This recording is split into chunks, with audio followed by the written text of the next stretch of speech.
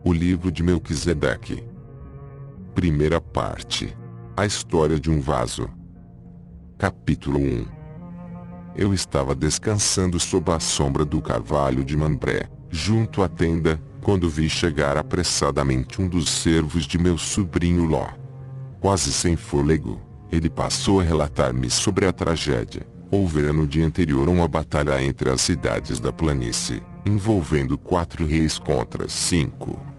Como resultado, Sodoma fora derrotada e muitos de seus habitantes levados cativos, entre eles o meu sobrinho Ló.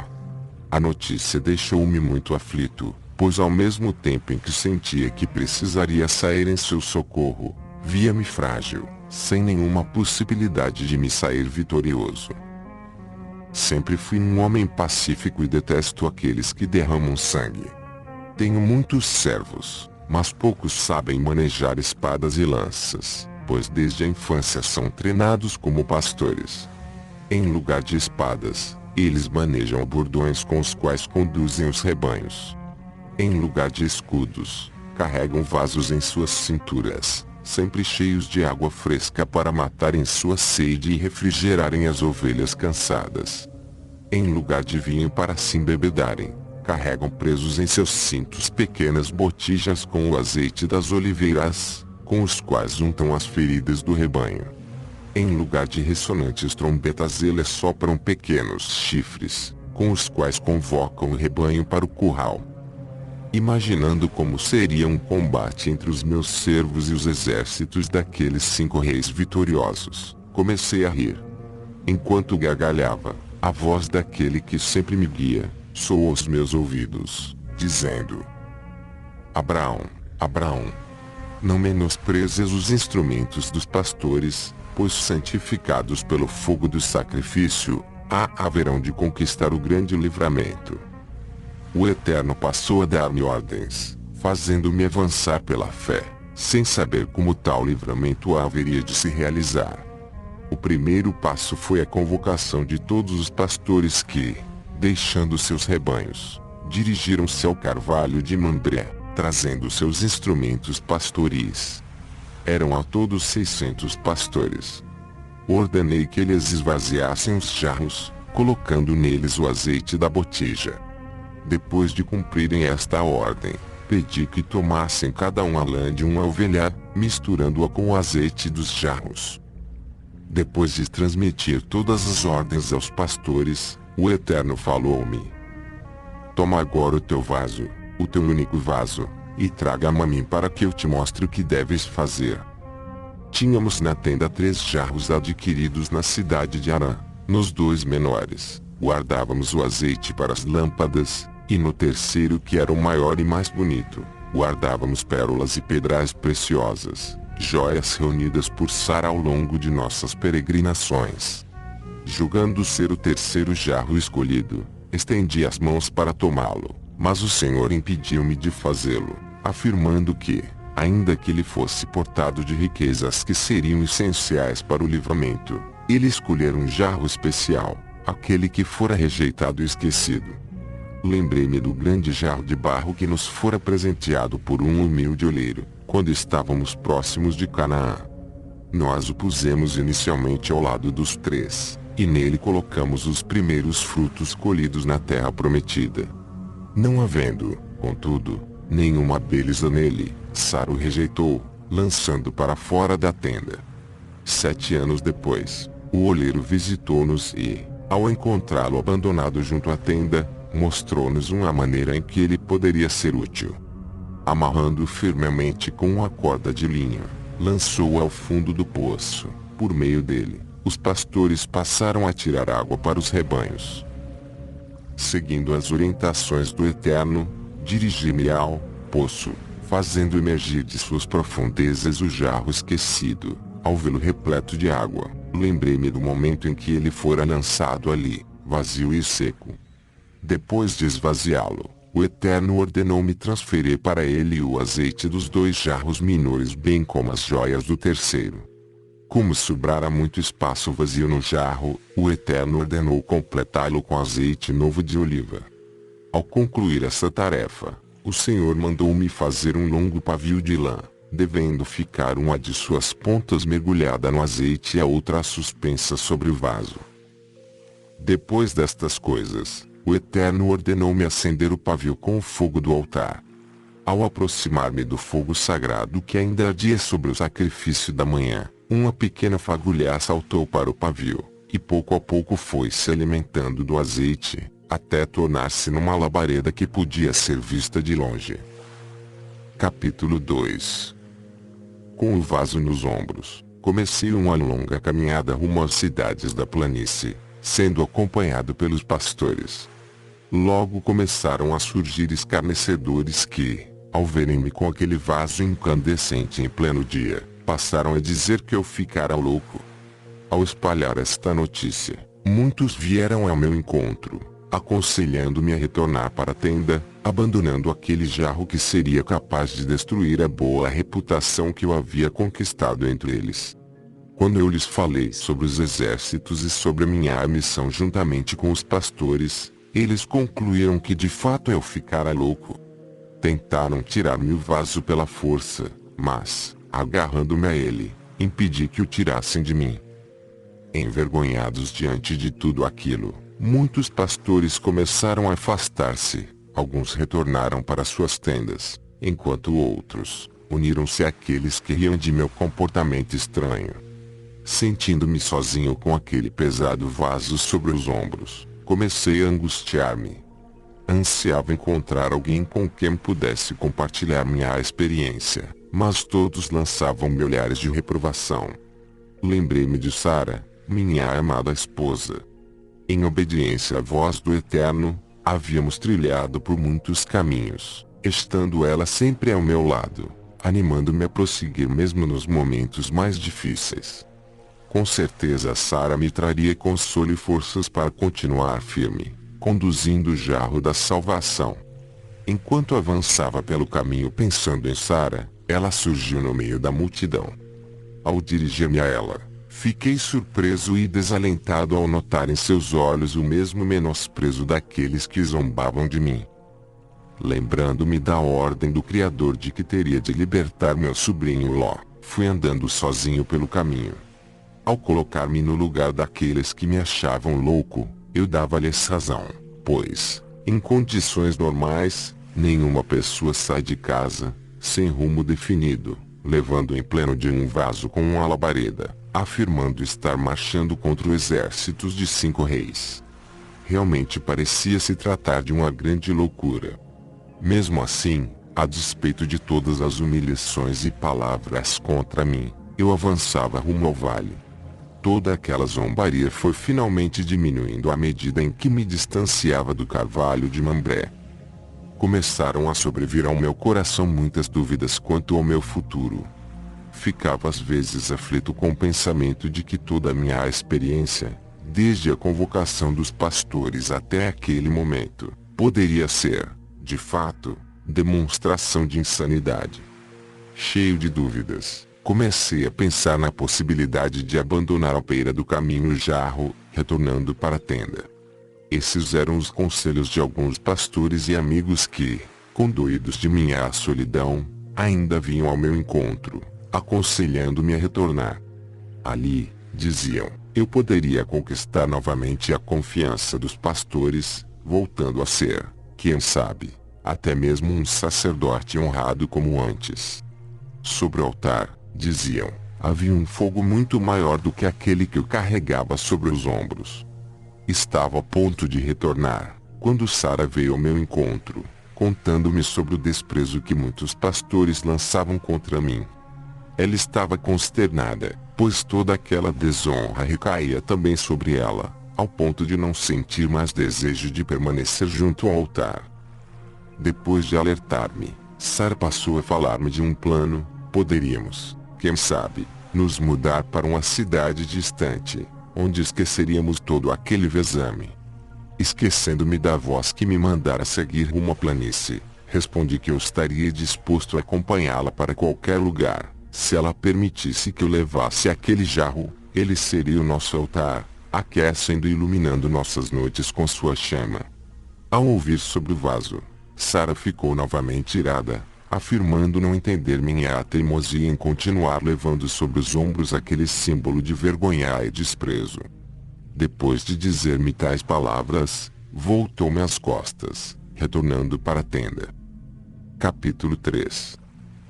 Angustiado por não poder agradar Sara, prossegui rumo ao futuro incerto, sendo orientado unicamente pela chama, cujo brilho aumentava à medida em que as trevas adensavam-se. Comecei a meditar sobre aquele fogo que me acompanhava com seu brilho e calor. Eu estava acostumado a ver o fogo sagrado entronizado sobre o altar de pedras, em meio aos louvores de muitos pastores, entre os quais me destacava como mestre e sacerdote. Naqueles momentos de adoração, eu me vestia com os melhores mantos, e fazia questão de realizar o sacrifício somente quando todos os meus servos estivessem reunidos ao meu redor, para que ouvissem meus conselhos e advertências. Na hora do sacrifício, eu erguia minha espada desembainhada e, com palavras amedrontadoras, proclamava a grandeza do Senhor dos Exércitos, o Deus Todo-Poderoso que domina sobre os céus e a terra. Vibrando a espada num movimento ameaçador, eu representava diante de meus pastores a imagem de um Deus severo, que está sempre pronto a revidar qualquer afronta. Depois dessa demonstração de soberania e poder, eu tomava uma ovelha das mãos de um pastor, e a amarrava sobre o altar, para que ficasse patente a ira divina. Eu pisava sobre o seu pescoço, golpeando-a severamente, até vê-la perecer. Depois eu descia do altar e ficava esperando pelo fogo sagrado que jamais deixou de manifestar-se sobre o sacrifício. Eu aprendera desde a infância a reverenciar o fogo sagrado, crendo ser ele uma revelação visível do Eterno, o grande Deus invisível. Até então, eu vira como um fogo único e indivisível.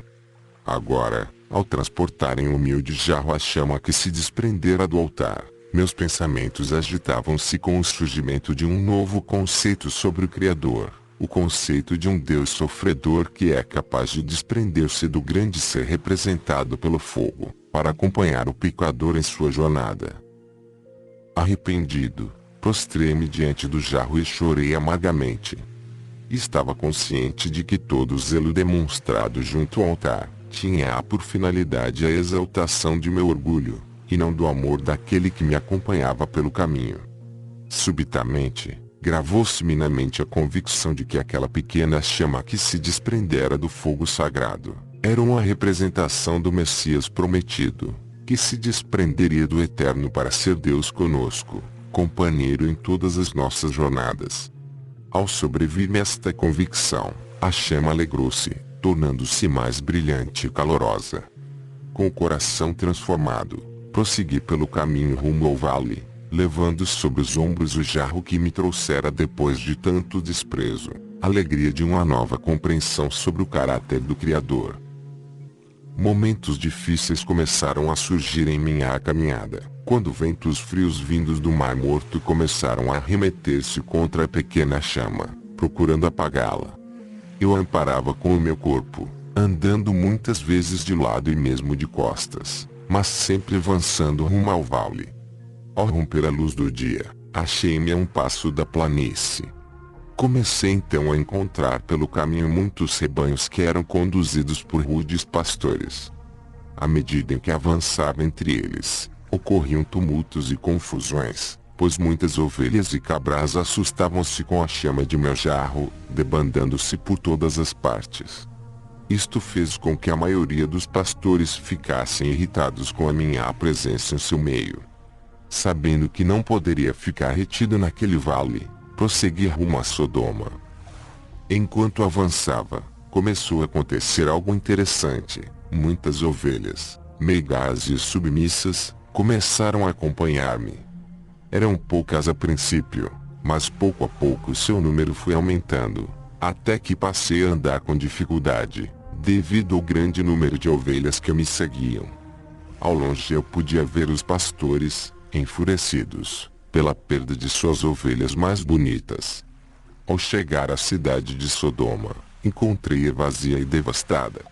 Seguindo os rastros deixados pelos exércitos e pela multidão de cativos, Fui me aproximando cada vez mais do alvo de minha missão. Ao chegar à campina de Dan, pude avistar ao longe o grande acampamento dos soldados, ao pé de um outeiro. Sem pressa, encaminhei-me para lá, conduzindo meu novo rebanho. Do alto do monte, pude observar o acampamento em toda sua extensão.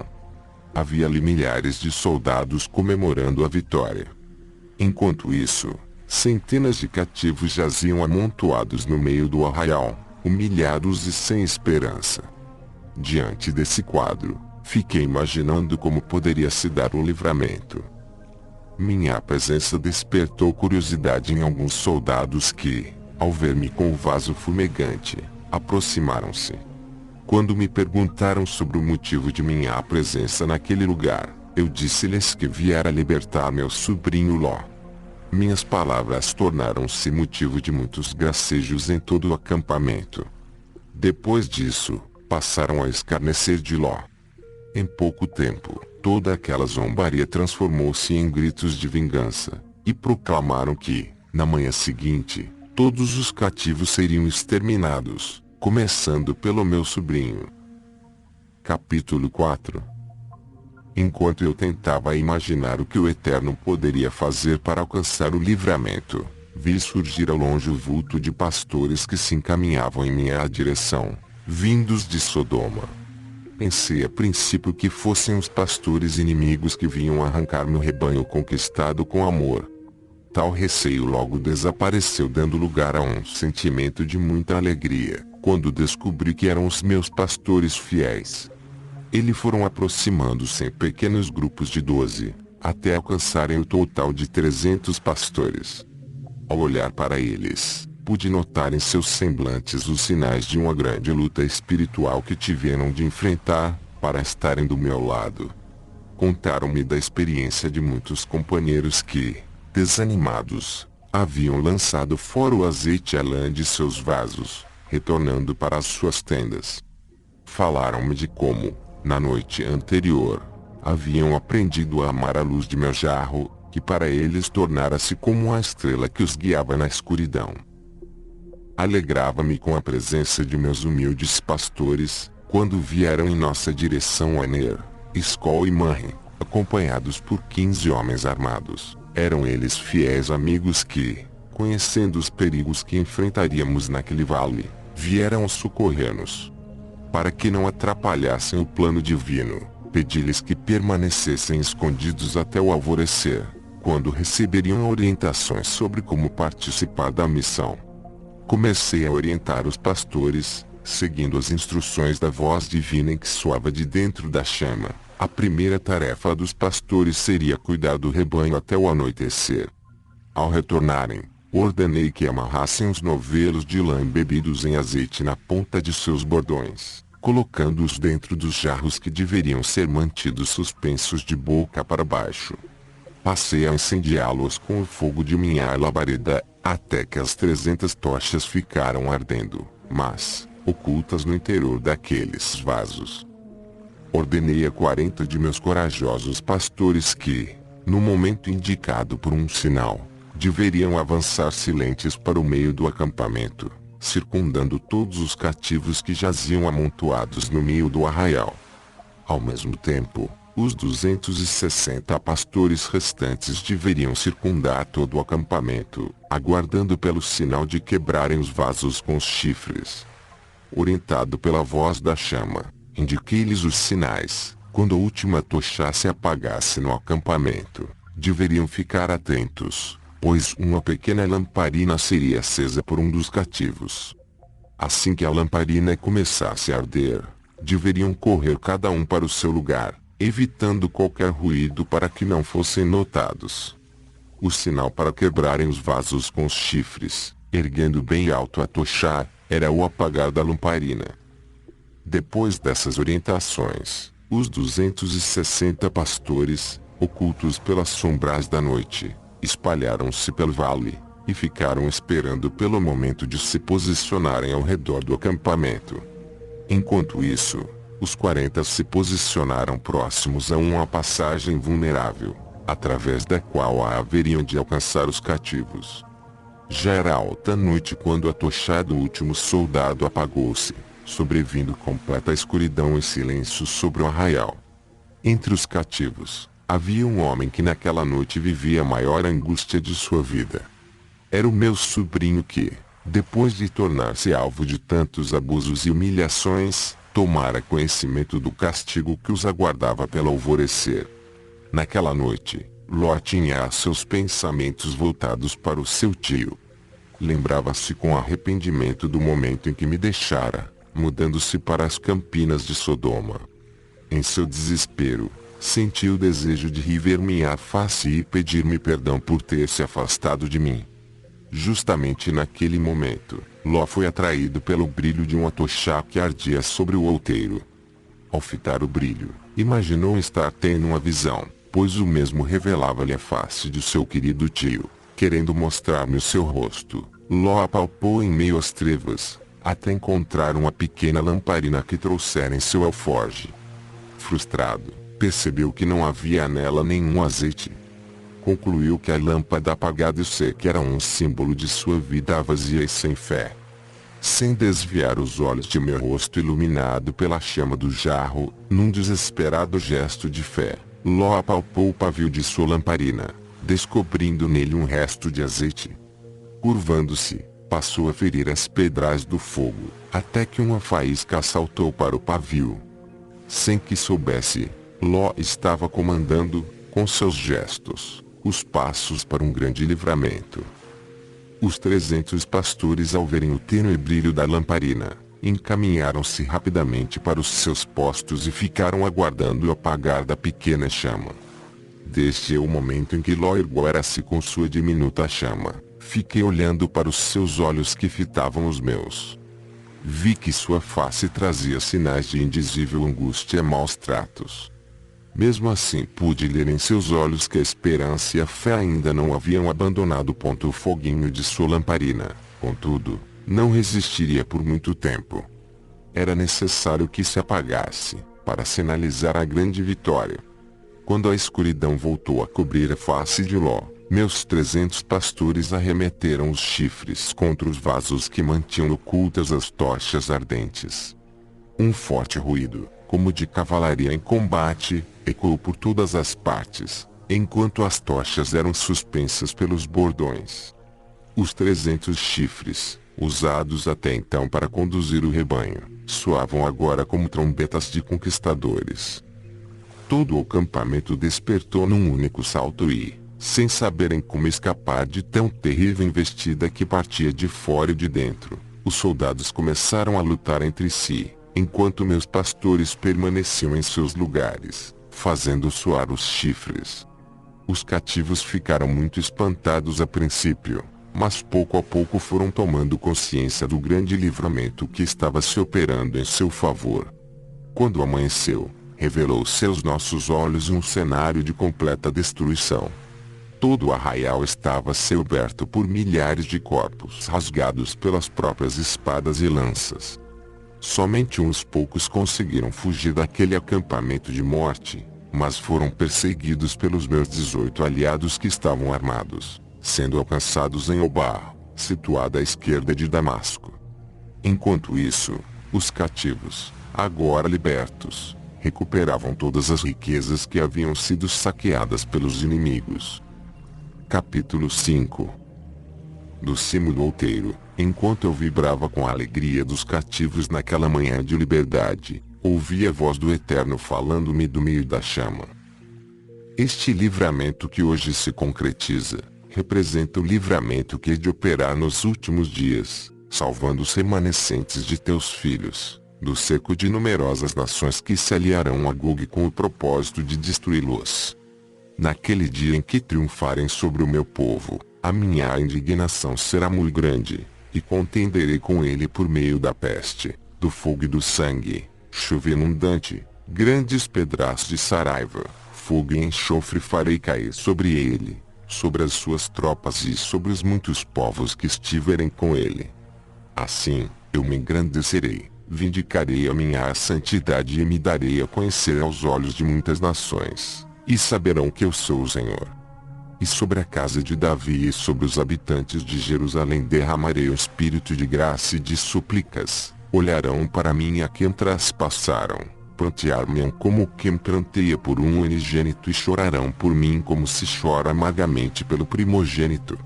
Naquele dia, haverá uma fonte aberta para a casa de Davi e para os habitantes de Jerusalém, para remover o pecado e a impureza.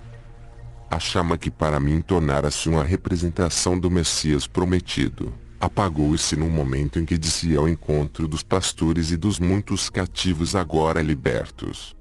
Cheios de alegria e de admiração, todos queriam saber como tornara possível tão grande livramento, somente com a utilização daquelas tochas e chifres. Falei-lhes da importância daquele fogo que se desprendera do altar, para libertá-los naquele vale, identificando-o com o Messias Salvador. Ao ver que todos carregavam em seus corpos e mantos a sujeira da escravidão, convidei-os a seguirem-me até o rio Jordão, onde poderiam banhar-se para a purificação de seus pecados, pois aquele era o Yom Kippur, o dia do perdão. Somente 3 pessoas atenderam ao convite, Ló e suas 2 filhas mais novas. Os demais retornaram contaminados para suas casas. Antes de partir, o rei de Sodoma veio ao meu encontro, prometendo dar-me todas as riquezas recuperadas naquela manhã. Eu recusei sua oferta, para que jamais alguém possa dizer que eu me enriqueci com aquele saque.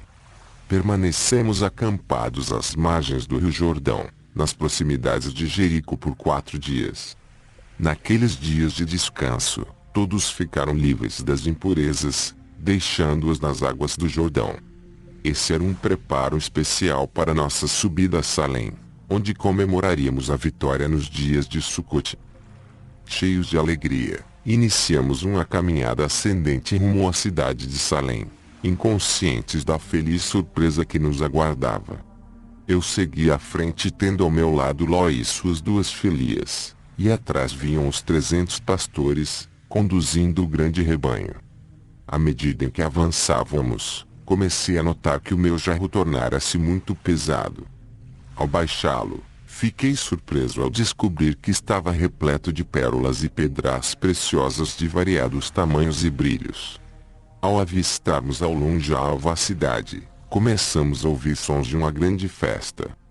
Acordes harmoniosos repercutiam pelos montes, enquanto avançávamos pelo caminho.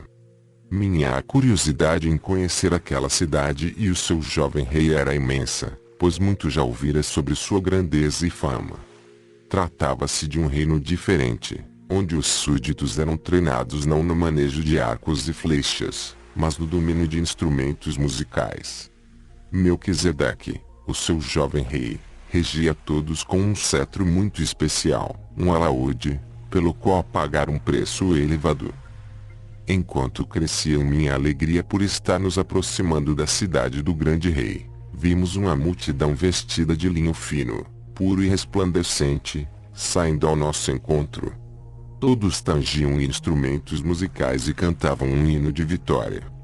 À frente da multidão vinha um jovem tocando um alaúde, trazendo na fronte uma coroa repleta de pedras preciosas, que brilhavam sob a claridade do seu poente. Eu tive a certeza de que aquele era o tão aclamado rei de Salém. Ao nos encontrarmos, ficamos surpresos com a saudação que nos fizeram. Inclinando-se diante de mim, Melquisedeque afirmou: Bendito és tu, Abraão, servo do Deus Altíssimo, que possui os céus e a terra, e bendito seja o Deus Altíssimo, que entregou os teus adversários nas tuas mãos.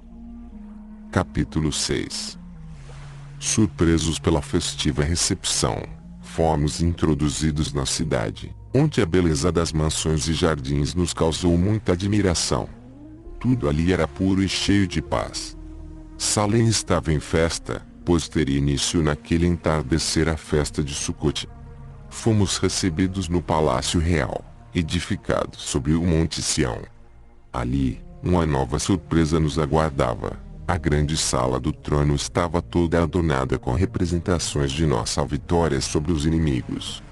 Havia no centro uma mesa muito comprida, coberta por toalhas de linho fino adornadas com fios de ouro e pedras preciosas. Sobre a mesa estavam 304 coroas, cada uma trazendo a inscrição do nome de um vencedor. Num gesto que novamente nos surpreendeu, Melquisedeque, tomando as coroas, começou a colocá-las na cabeça de cada um de nós, começando por Ló e suas filhas. Estávamos todos admirados pelo fato do rei de Salém conhecer-nos individualmente, e por ter preparado aquelas coroas muito antes de sermos vencedores. Eu observava a alegria de meus companheiros coroados quando, tomando uma coroa semelhante à sua, o rei de Salém dirigiu-se a mim com um sorriso. Ao levantá-la sobre minha cabeça, notei algo que até então não havia percebido: suas mãos traziam cicatrizes de profundos ferimentos. Vencido por um sentimento de gratidão, prostrei-me aos seus pés e, comovido, beijei suas bondosas mãos, banhando-as com minhas lágrimas. Ao levantar-me, perguntei-lhe o significado daquelas cicatrizes. Com um meigo sorriso, ele prometeu contar-me a história daquele próspero reino, e do quanto lhe custara a sua paz. Depois de coroar-nos, Melquisedeque nos fez assentar ao redor da grande mesa, e passou a servir-nos pão e vinho. A partir daquele momento, passamos a honrá-lo como sacerdote do Deus Altíssimo. Num gesto de gratidão, tomei o jarro que se enchera de pérolas e o coloquei aos pés do rei. Tomando-o nos braços, ele passou a acariciá-los sem atentar para o brilho das joias. Expressando gratidão por aquela oferta, ele disse-me que aceitaria o jarro. Quanto às pérolas e pedras preciosas, ele aceitaria somente o dízimo delas. Imediatamente passei a contar as joias, separando as mais belas para o rei. Havia um total de 1440, das quais lhe entreguei 144. Ele as guardou cuidadosamente em uma caixinha de ouro puro, em cuja tampa havia lindos adornos machetados de pedras preciosas. Depois de receber o dízimo que simbolizava o grande livramento operado por Deus na planície, Melquisedeque chamou para junto de si um de seus súditos que era mestre em adornos e pinturas, ordenando-lhe embelezar o jarro com uma linda gravura que retratasse o momento em que o ofertei. Enquanto o jarro era pintado, Melquisedeque passou a contar-me a história de seu reino, desde sua fundação até aquele momento em que estávamos comemorando a grande vitória sobre os inimigos. Ao devolver-me o jarro, agora honrado pela mais bela gravura e inscrições que exaltavam a justiça e o amor, o rei de Salém ordenou-me levá-lo com aquelas joias. Durante 6 anos eu e meus pastores deveríamos contar para todos a história daquele jarro que transportara a chama vitoriosa do altar. A todos aqueles que, com arrependimento, aceitassem a salvação representada por sua história, deveríamos oferecer uma pedra preciosa ou pérola. Ao fim dos 6 anos, as joias acabariam. Já não haveria oportunidade de salvação. Sobreviria então o 7º ano, no qual haveria um tempo de grande angústia e destruição, quando somente existiria proteção para aqueles que possuíssem as joias. Por essa ocasião, as cidades da planície seriam totalmente destruídas pelo fogo do juízo, e os demais povos impenitentes seriam dizimados por terríveis pragas. Capítulo 7. Depois de revelar-nos sobre os 7 anos que ainda restavam, dentro dos quais teríamos uma missão importante a cumprir, Melquisedeque nos afirmou que nossa experiência consistia numa parábola que representa a história universal, com ênfase no livramento dos filhos de Israel dos últimos dias. Ele o previu com as seguintes palavras: ao chegar à plenitude dos tempos, todos os esforços humanos em busca da paz se frustrarão. Naquele tempo, numerosas nações se aliarão contra o reino de Jerusalém, e sobrevirá um tempo de angústia qual nunca houve para os filhos de Israel. Depois de um terrível conflito, verão numerosos exércitos invadindo sua terra, numa aparente vitória. No momento mais difícil, quando as suas forças estiverem esgotadas, o Eterno intervirá em seu favor, lançando por terra os numerosos inimigos. Toda a humanidade testemunhará, com espanto as cenas de livramento. Naquele dia, muitos povos e poderosas nações se posicionarão ao lado do Senhor dos Exércitos. Naquele dia acabará a cegueira dos filhos de Jacó, e olharão para aquele a quem traspassaram, e chorarão amargamente por ele como se chora por um filho unigênito. Naquele dia os eleitos de Deus compreenderão as palavras do livro. Ouvi-me, vós, que estáis à procura da justiça, vós que buscais o eterno. Olhai para a rocha da qual fostes cavados, para a caverna da qual fostes tirados. Olhai para Abraão, vosso pai, e para Sara, aquela que vos deu a luz. Ele estava só quando o chamei, mas eu abençoei e o multipliquei. O Senhor consolou a Sião, consolou todas as suas ruínas. Ele transformará o seu deserto em um Éden e as suas estepes em um jardim. Nela encontrarão gozo e alegria, cânticos de ações de graças e som de música. Naquele dia os habitantes de Jerusalém trocarão suas armas por instrumentos musicais e os remidos, consolados pela grandiosa revelação de Deus, com alegria cantarão.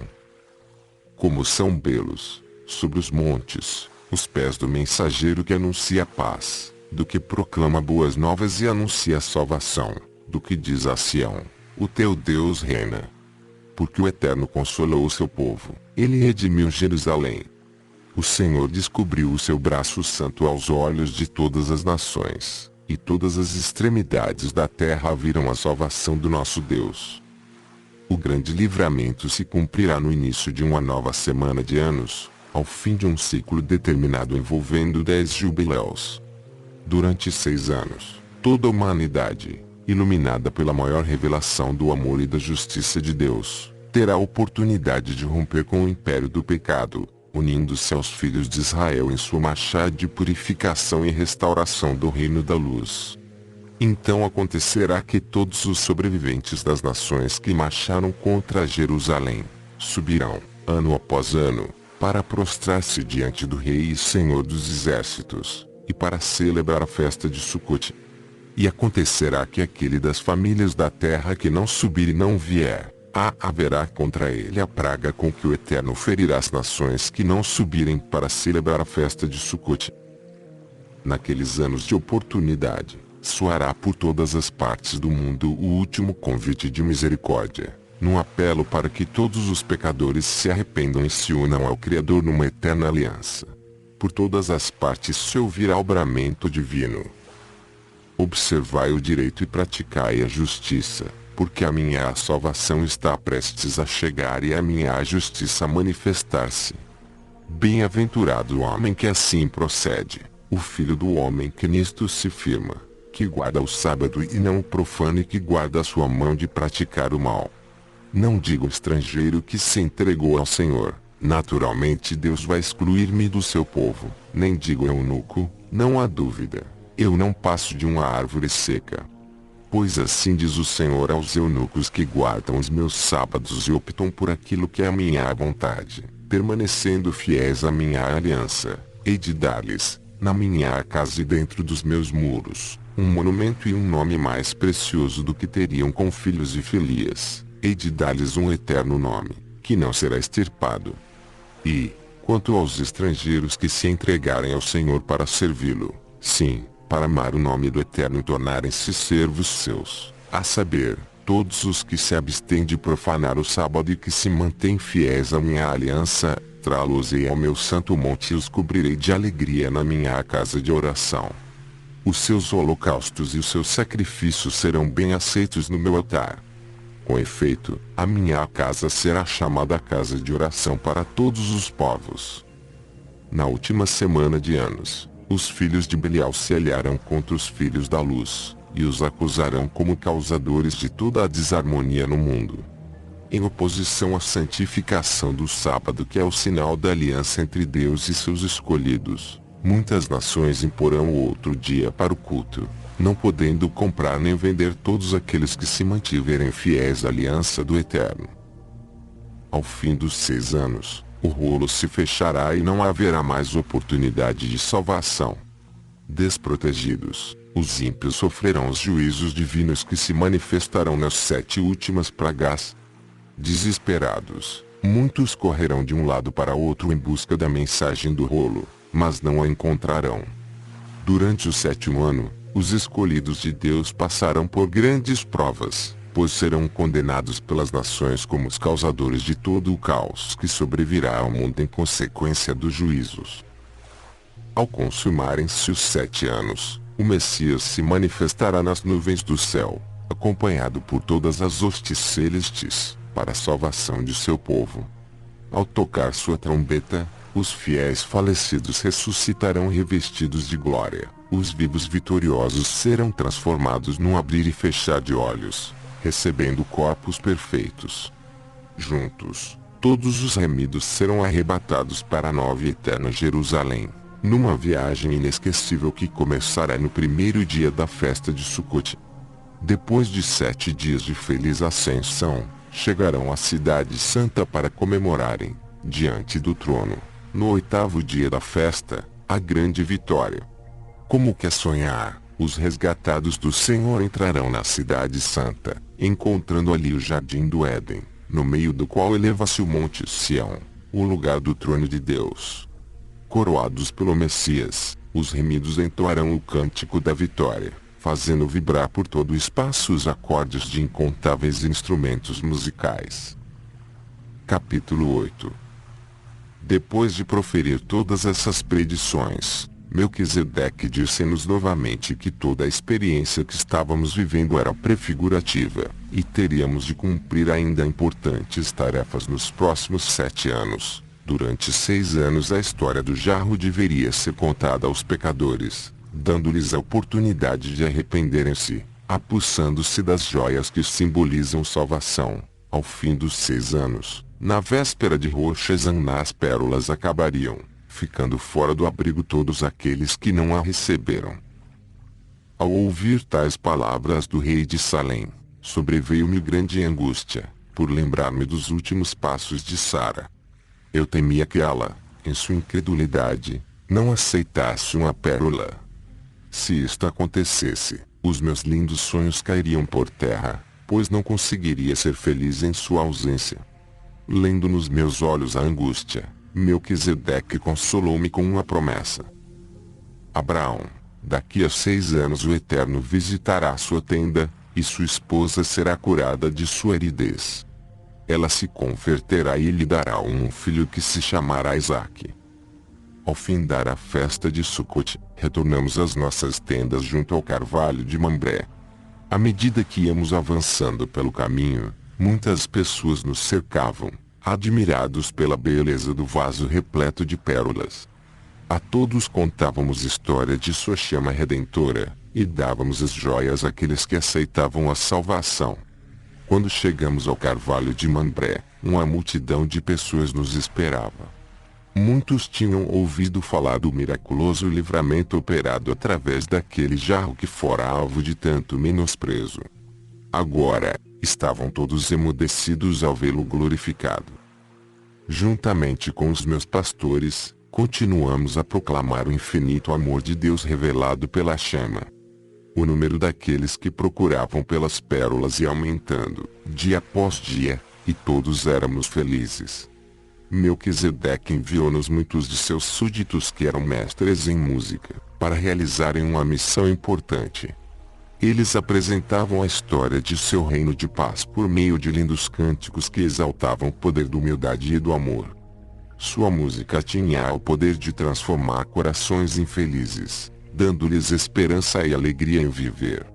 Para que se propagasse a influência restauradora da música de Salém, eles ensinavam a muitos a cantarem e tocarem flautas e alaúdes, enviando-os depois de certo tempo como mensageiros de sua missão de paz. Os dias, os meses e anos foram se passando, e as pérolas e pedrais preciosas foram diminuindo dentro do jarro. Estávamos vivendo agora os últimos meses do 6º ano, que era o último da oportunidade. À medida em que os dias se passavam, aumentava em meu coração uma preocupação e uma angústia, pois Sara até então não tomara interesse em apossar-se de sua pérola, apesar de meus constantes rogos. Naqueles momentos de aflição em que clamava a Deus pela salvação de Sara, meu único consolo eram as últimas palavras do rei de Salém, de que ao fim dos 6 anos ela seria transformada. Vivíamos agora aos últimos dias do 6º ano. A consciência de que o tempo estava se esgotando fazia com que muitas pessoas nos procurassem de manhã até a noite, para apossarem-se das joias da salvação.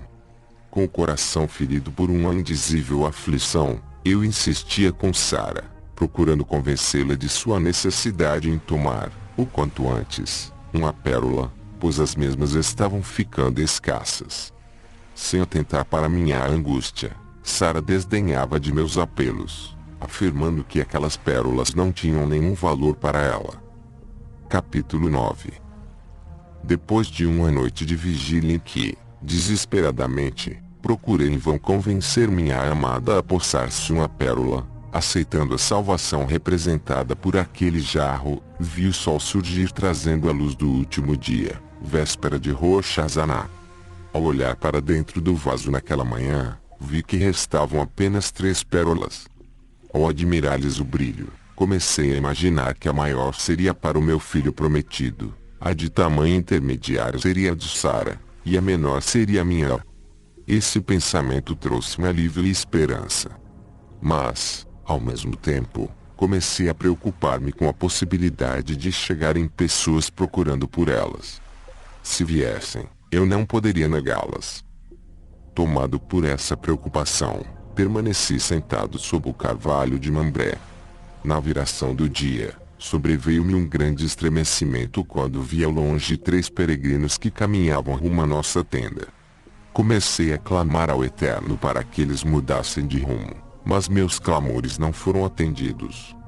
Dominado por uma indizível amargura, corri até eles e, depois de prostrar-me, convidei-os para a sombra. Tomando uma bacia com água, passei a lavar-lhes os pés, limpando-os da poeira do caminho. Ao ver os pés feridos e calejados daqueles homens, senti compaixão por eles. Compreendi que haviam vindo de muito longe, enfrentado perigos e desafios, com o propósito de pegarem em tempo as pérolas. Vi que eles eram mais merecedores que eu, Sara e nosso filho prometido. Ao lavar os pés do terceiro, meu coração que, até então estava aflito, encheu-se de paz e alegria. Imaginava naquele momento, quão terrível seria se aquele terceiro peregrino não houvesse se unido aos 2 primeiros naquela caminhada. Nesse caso eu seria obrigado a tomar da última pérola, subindo sem minha amada para Salém. Se eu tivesse de passar por essa experiência, a pérola que simboliza a alegria da salvação, se tornaria no símbolo de minha solidão e tristeza, pois a vida longe do carinho de Sara, seria para mim o maior castigo, como a própria morte. Depois de lavar-lhes os pés, comecei a servir-lhes o alimento que foi especialmente preparado para eles. Enquanto os servi em silêncio, fiquei esperando pelo momento em que eles perguntariam pelas pérolas. Mas, sem revelar nenhuma pressa, eles falavam sobre a longa caminhada que fizeram, e sobre as cidades por onde haviam passado. Eu perguntei-lhes se conheciam Salém. E eles responderam-me afirmativamente, acrescentando que naqueles 6 anos, muitas obras haviam sido realizadas naquela cidade, em preparação para uma grande festa que estava para realizar-se dentro de mais um ano, por ocasião da festa de Sukkot. As palavras daquele terceiro peregrino, o mais falante deles, começaram a trazer-me, misteriosamente, um sentimento de esperança. Ao olhar para os seus olhos, vi que ele se parecia com Melquisedeque. Lembrava-me da última promessa feita pelo rei de Salém, quando o terceiro peregrino perguntou-me com um sorriso: Abraão, onde está Sara, sua mulher? Atônito, perguntei-lhe: Como você sabe o meu nome e o nome de minha esposa? O peregrino respondeu-me: Não somente sei o nome de vocês, como também sei que daqui a um ano vocês terão um filho que será chamado Isaque. Ao ouvir as palavras do visitante, corri para dentro da tenda a fim de chamar minha esposa, para que ouvisse as palavras daquele peregrino. Ao vê-la, o peregrino perguntou-lhe: Sara, por que você riu de minhas palavras? Assustada, Sara respondeu: Eu não ri, meu senhor. Não diga que não riu, pois eu a vi rindo dentro da tenda, afirmou o peregrino. Consciente de estar diante de alguém que conhecia o seu íntimo, Sara perguntou-lhe: Quem és tu, senhor? Eu sou a chama que se desprendeu do fogo do altar para estar no jarro que você rejeitou. Eu sou o Messias, o Deus que sofre humilhações e desprezo por amor ao seu povo. Tendo feito esta revelação, o peregrino estendeu suas mãos sobre a cabeça de Sara para abençoá-la. Somente então vi que elas estavam marcadas por cicatrizes semelhantes às do rei de Salém. O peregrino, com muita ternura, começou a falar ao coração de minha amada, resgatando-a de sua incredulidade. Sara, você é preciosa aos meus olhos. Todo o seu passado de descrença e infertilidade está perdoado. Tenho para você um futuro glorioso, pois você se tornará mãe de muitos povos e nações. Depois de dizer estas palavras, o nobre visitante encaminhou-se para o jarro e, inclinando-se, tomou dele as 3 pérolas restantes. Dirigindo-se a Sara, entregou-lhe 2 pérolas, e disse-lhe: Uma é para você e a outra é para o seu filho Isaque. Com a vida transformada pelo amor do Eterno, Sara prostrou-se agradecida aos pés daquele peregrino que a salvara no último momento. Quando a vi prostrar-se submissa, meu coração por tantos anos aflito, rompeu-se em lágrimas de alegria e gratidão, e caí aos pés de meu Redentor e Rei. Depois de consolar-nos com a certeza de nossa eterna salvação, o peregrino entregou-me a última pérola. Quando apertei-a em minhas mãos, senti grande luz e paz inundar-me todo o ser, e passei a louvar ao Eterno pela certeza de que teria para sempre ao meu lado minha querida Sara e o filho que, segundo a promessa, dentro de 1 ano nasceria. Capítulo 10. Depois destas coisas, o Eterno despediu-se de Sara e dos pastores que ali se encontravam, e convidou-me a acompanhá-los até o outeiro que fica defronte do vale. Ao chegarmos àquele lugar, o Eterno despediu-se de seus 2 companheiros, enviando-os para uma missão especial em Sodoma. Do cimo do monte contemplávamos os férteis vales e florestas que, como um paraíso, estendiam-se em ambas as margens do rio Jordão, circundando as prósperas cidades, dentre as quais destacavam-se Sodoma e Gomorra. Fora sobre aquela colina que, depois da contenda entre os meus pastores e os pastores de Ló, dei-lhe a oportunidade de escolher o rumo a seguir, pois não poderíamos permanecer juntos. Atraído pelas riquezas da campina, ele decidiu mudar-se para lá. Ao olhar para o meu companheiro que ficara silente desde o momento em que avistamos a campina, fiquei surpreso ao vê-lo chorando. Perguntei-lhe o motivo de sua tristeza, e ele, soluçando, respondeu: Este é para mim um dia de muita tristeza, pois pela última vez meus olhos podem pousar sobre este vale fértil. Choro pelos habitantes dessas cidades que não sabem que os seus dias acabaram. A declaração do Messias trouxe-me a lembrança a todos aqueles cativos que haviam sido libertos 6 anos antes. Infelizmente, quase todos rejeitaram o banho da purificação, retornando imundos para suas casas. Unicamente Ló e suas filhas aceitaram a salvação, tomando posse de suas pérolas. Pensando numa possibilidade de livramento para aquele povo, perguntei ao Eterno: E se por acaso existir, naquelas cidades, 50 pessoas justas, mesmo assim elas serão destruídas? O Senhor disse-me que se houvesse 50 justos, toda a planície seria poupada. E se houver 45 justos? Se houvesse ali 45 justos, todas aquelas cidades seriam poupadas. Continuei com minhas indagações até chegar ao número 10. O Eterno disse-me que, se houvesse 10 justos naquelas cidades, toda a planície seria poupada. Torturado por uma indizível agonia de espírito, O Senhor voltou a chorar amargamente, enquanto com voz embargada, pronunciava um triste lamento. Sodoma e Gomorra, quantas vezes quis eu ajuntar os seus filhos, como a galinha ajunta os seus pintainhos debaixo das asas, mas você não aceitou minha proteção. Por que você trocou a luz da minha salvação pelas trevas deste reino de morte? Meus ouvidos estão atentos em busca de pelo menos uma prece, mas tudo é silêncio. Minhas mãos estão estendidas, prontas a impedir o fogo do juízo, mas vocês recusam o meu socorro. Curvando-me ao lado de meu companheiro sofredor, uni-me a ele na lamentação. Naquele momento de dor, tive a certeza de que Melquisedeque também sofria por todos aqueles que haviam trocado o amor e a paz de Salém pelas ilusões daquele vale de destruição.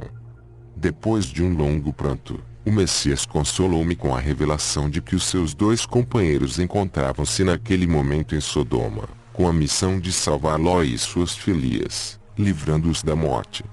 Suas palavras trouxeram-me alívio, e prostrei-me agradecido aos seus pés. Capítulo 11. Antes de partir, o Eterno encarregou-me de uma missão, dizendo: tome um rolo vazio e registre nele a história do vaso e a história de Salém, conforme ouviu dos lábios de Melquisedeque. Dentro de um ano, você e todos aqueles que aceitaram a salvação, deverão subir a Salém para a festa de Sucote. Naquele dia, entregará ao rei de Salém o jarro, oferecendo dentro dele, como presente, o rolo. Naquela mesma tarde, em obediência às ordens do Senhor, comecei a registrar a história vivida por mim e por meus pastores, desde o momento em que parti rumo ao vale, levando sobre as costas o vaso com sua labareda. No dia seguinte, o sol já ia alto, quando, ao mencionar a cidade de Sodoma no manuscrito, lembrei-me que aquele era o dia de sua destruição. Com o coração acelerado, corri para lá e fiquei espantado com o cenário que se estendeu diante de meus olhos. Em lugar daquele vale fértil, semelhante a um paraíso, havia um deserto fumegante, sem nenhuma vida. No lugar das cidades de Sodoma e Gomorra, havia uma cratera, para onde as águas do mar salgado escorriam. Abalado ante essa visão de destruição, retornei à tenda com o coração entristecido. A lembrança de tantas pessoas que, por rejeitarem o perdão divino, haviam sido consumidas pelo fogo, deixou-me profundamente abalado. Nos dias seguintes, não encontrei forças para escrever. Retornei outras vezes ao outeiro, com a esperança de que tudo aquilo fosse um pesadelo, mas em lugar do vale fértil eu somente conseguia enxergar aquele caos.